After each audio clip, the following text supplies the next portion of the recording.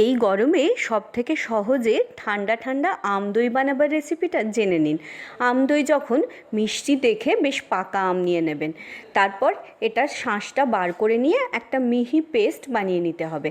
পেস্টটাকে একটু ছেঁকে নেবেন, কোনো আঁশ থাকলে বেরিয়ে যাবে।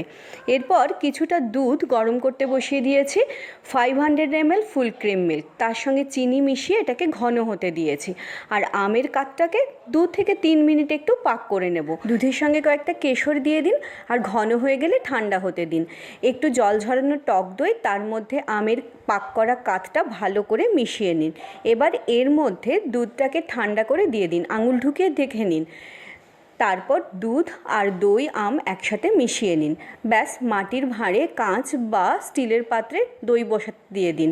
8 থেকে 10 ঘন্টা বসালেই হয়ে যাবে। এবার দেখুন কি সুন্দর বসেছে। ফ্রিজে রেখে ঠান্ডা করে ঠান্ডা ঠান্ডা আম দই খান।